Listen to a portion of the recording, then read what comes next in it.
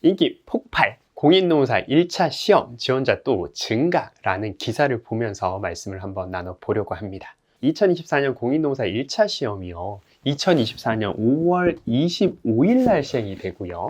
2차 시험이 8월 31일, 9월 1일 양일에 걸쳐서 시행이 됩니다. 1차 시험이 한 달 정도밖에 남지 않아 공부하는 것이 제일 중요하지만 올해 몇 명이 1차 시험에 응시를 했는지, 시험은 빡셀 것인지 궁금하지 않을 수가 없는데요. 네, 노무사 1차 시험 출원 인원은 올해 약 12,685명입니다. 2023년도에 255명 정도였으니까 전년 대비 지원자가 약 25% 정도 증가하였습니다.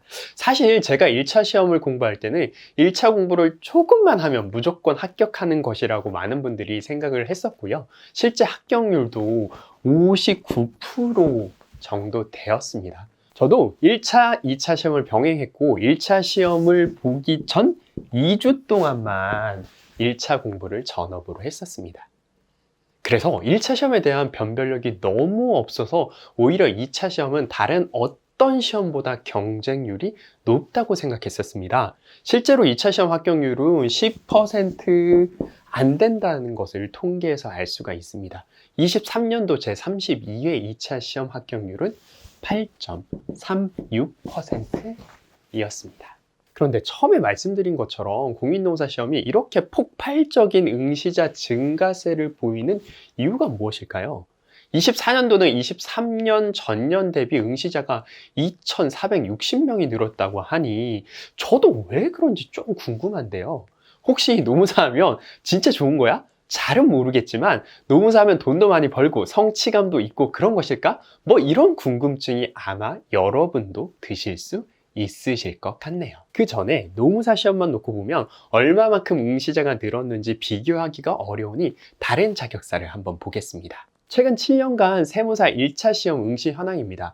24년도에 세무사 시험 응시자가 23,427명입니다. 응시자 비율이 압도적인 1등이죠. 23년 대비 6,610명이 증가했네요. 약 45% 정도 증가한 것이죠. 네, 세무사 시험이 전문 자격사 시험 중에 응시자가 가장 높네요. 그 다음으로 회계사 시험 응시자 현황입니다. 역시 최근 꾸준히 늘어나 24년도에는 16,914명이 응시하고 있네요. 네, 회계사 시험이 전문 자격사 시험 중에 응시자가 두 번째로 높네요. 그 다음이 바로 노무사 시험이고요. 이미 확인한 바와 같이 12,865명이 응시하고 있습니다. 이렇게 응시자가 늘어나면 결국 2차 논술형 채점 부담이 발생하고 1차 시험을 좀 세부적으로 출제해서 변별력을 높이고 싶은 것이 시험을 주관하는 기관의 마음이겠네요. 그래서 24년부터는 전에 말씀드린 것처럼 노무사 1차 시험이 변경이 되었습니다. 기존 노동법 1, 2, 민법, 사회보험법, 경제학이나 경영학 택일 선택 과목 총 5과목을 한 과목당 25문제씩 125분의 시험 보던 방식을 변경하는 것입니다.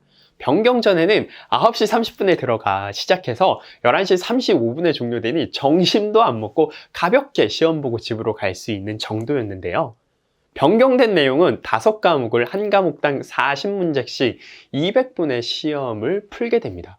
과목당 15문항이 늘어나서 40문제가 되었네요. 정말 구체적이고 지엽적인 내용이 안 나올 수가 없는 상황이 되었습니다. 변경되기 전 23년도 1차 시험 합격률이 35.05%였는데요. 24년도 변경된 1차 시험 제도 하에서는 합격률이 23년보다 올라가는 것이 오히려 좀 어려울 듯 합니다. 왜 시험 문제를 추가하고 형식을 변경하였는지 충분히 공감이 가는 대목입니다. 혹시 지금 1차 시험과 2차 시험을 병행해서 공부하는 분들이 있다면 이제는 1차 시험을 올인하는 전략이 필요할 듯 한데요.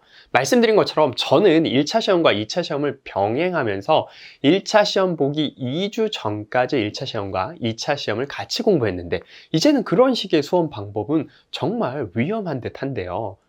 1차 시험이 압도적으로 어려울 것으로 예상하고 1개월은 넉넉히 1차 시험만을 준비하는 것이 더 효율적인 수험 전략입니다.